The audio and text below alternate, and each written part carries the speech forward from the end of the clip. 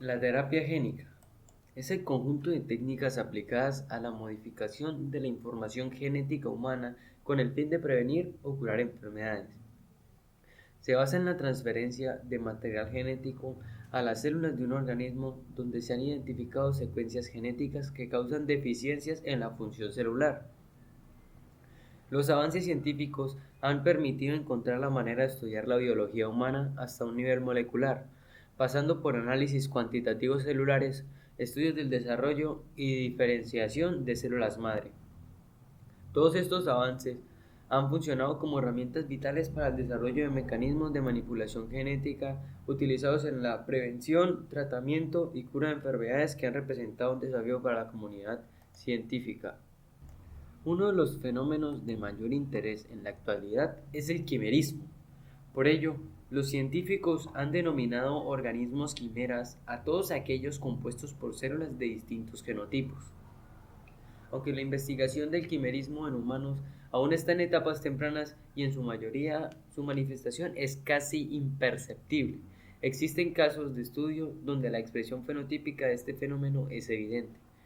En animales, una quimera es un individuo derivado de la fecundación natural o artificial de dos o más óvulos, que terminan por conformar dos o más poblaciones de células con diferente información genética, donde cada una mantiene sus propios caracteres. Los avances más recientes sobre el quimerismo fueron publicados en el año 2017, cuando científicos del Salk Institute, liderados por el bioquímico español Juan Carlos Ispizúa, lograron un quimerismo interespecífico con células madre pluripotenciales de mamíferos.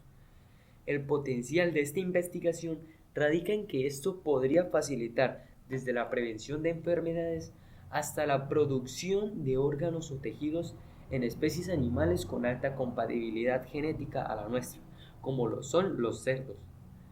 La primera vez que se aplicaron conceptos asociados a la terapia génica fue en la década de los 70, cuando los estudios genéticos con organismos como las bacterias y las moscas empezaban a arrojar resultados en la identificación de las primeras secuencias de material genético que codificaban para una información específica, los genes.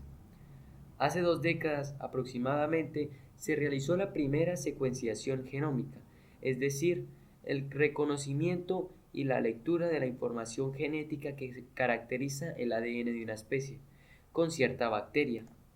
Para comprender la manera como actúa la terapia génica, es necesario recordar que los genes son zonas delimitadas en las hebras de ADN que forman los cromosomas de las células de cualquier organismo. Además de ser la unidad de almacenamiento de la información hereditaria, estos rangos de secuencias funcionan como un molde para la fabricación de proteínas específicas. La manipulación genética, también conocida como ingeniería genética, se ha encargado del estudio y manejo directo de estas secuencias genéticas, y para ello es necesario tener pleno conocimiento de la estructura genómica del individuo. El objetivo final de esta aplicación de la genética es la corrección de anomalías que provoquen la disfuncionalidad o desaparición de las funciones celulares, y así introducir una función nueva o actuar sobre la ya existente. Existen varias clasificaciones de la terapia génica. Una de ellas es según el objeto de aplicación, es decir, el tipo de célula diana sobre la que se desarrolla el procedimiento. Según el tipo de célula diana, existen dos tipos de terapia génica. La terapia génica somática se define como la terapia que manipula y modifica la información genética de las células somáticas, aquellas que conforman todos los tejidos de un organismo, exceptuando las células sexuales. Y la terapia génica germinal, que es un tipo de terapia dirigida a la modificación del material genético de las células que están involucradas en la función reproductiva del organismo, es decir, óvulos, espermatozoides o cigotos. Ahora, según las estrategias de aplicación, existen también dos tipos de terapia génica. Terapia génica in vivo está definida por el grupo de técnicas en lo que la información genética terapéutica es introducida directamente en las células del organismo sin que se haya hecho una previa extracción de estas. Y la terapia génica ex vivo, donde se encuentran todos los procedimientos donde las células que serán intervenidas son previamente extraídas del organismo y llevadas a un medio de cultivo donde se aíslan y se promueve su desarrollo. Existe material genético cuya funcionalidad terapéutica no está medida por la síntesis de una proteína.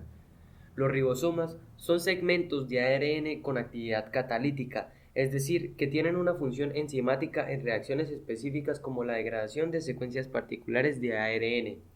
El ARN interferente es una molécula de ARN que cumple la función de suprimir la expresión de genes específicos por medio de un proceso llamado interferencia por ARN. Y las secuencias antisentido, que son moléculas de ARN mensajero transcrito no codificante de no más de 25 nucleótidos que tienen una secuencia complementaria a la de un fragmento de ARN mensajero endógeno, es decir, que es producido de forma natural por el organismo. El síndrome de inmunodeficiencia severa combinada se relaciona con la terapia génica. Ashanti de Silva fue una pequeña que a sus 4 meses de nacida fue diagnosticada con dicho síndrome. Esta niña permaneció aislada en una burbuja plástica que la mantenía alejada de cualquier agente infeccioso, pero también del mundo exterior. Sin embargo, a los 4 años, Ashanti recibió un trasplante de células de médula ósea cultivadas y modificadas con ADN viral para así tratar la extraña enfermedad. El resultado obtenido por los médicos fue más que satisfactorio, pues la niña logró producir células de defensa de manera natural y salir de su burbuja de aislamiento.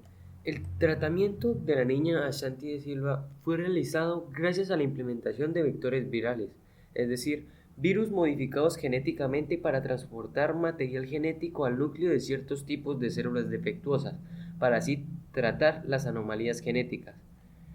Los más usados son el retrovirus, los cuales son virus que poseen una cadena muy sencilla de ARN que al llegar a una célula hospedera se transcribe de manera contraria para generar ADN, esto con ayuda de la enzima transcriptasa inversa.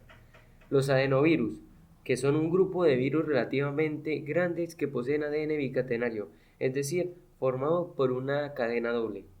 Los virus adenoasociados, que se caracterizan por tener ADN monocatenario, es decir, compuesto por una cadena sencilla de ADN.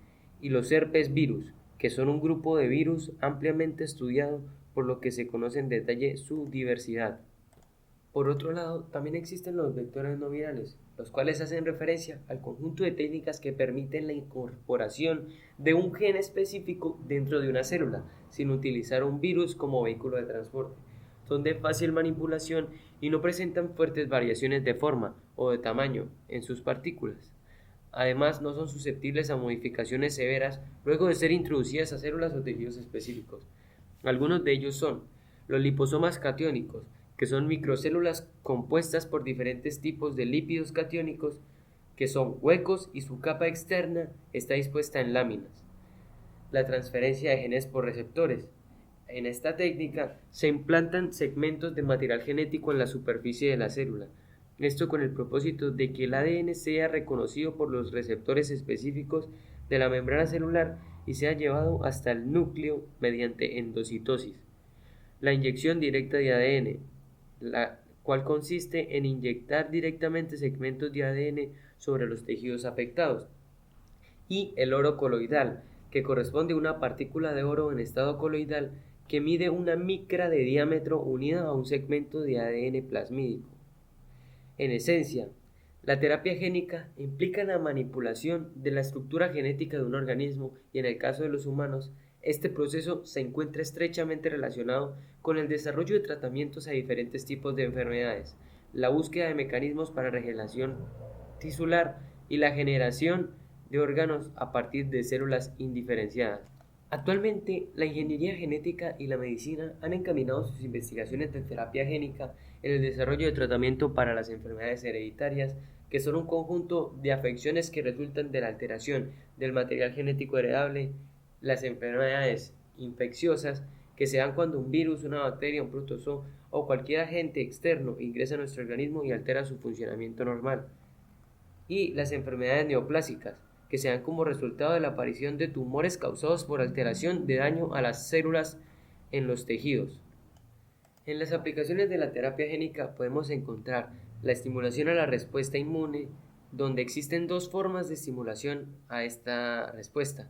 La primera es introducir citoquinas en las células tumorales mediante técnicas ex vivo e in vivo. Estas citoquinas logran inducir las respuestas antitumorales, que estuvieron acompañadas de grados muy variables de rechazo tumoral. Y la segunda, que consiste en administrar vacunas de antígenos tumorales. Los genes suicidas son genes construidos por medio de la ingeniería genética, los cuales codifican para una enzima que puede comportarse como una prodroga no tóxica y luego se convertirá en un metabolito tóxico. La transferencia de genes supresores tumorales se aplica para las células tumorales, por ejemplo, aquellas que se producen en el cáncer, ya que estas células no tienen genes supresores tumorales, y la activación de oncogenes, que existen oncogenes en todos los tumores, que junto con los genes supresores tumorales son responsables del crecimiento neoplásico, es decir, del aumento normal de las células de un tejido. Ahora, las enfermedades del sistema inmune están conformadas por dos distintos tipos. Las enfermedades autoinmunes, que son enfermedades causadas por anomalías en la fisiología del sistema inmunitario, cuando éste no diferencia los agentes infecciosos de las células propias del organismo. Y la inmunodeficiencia, que es una respuesta inmune ineficaz o débil, por la cual el organismo no puede ser capaz de combatir las infecciones y se encuentra muy vulnerable ante afecciones graves.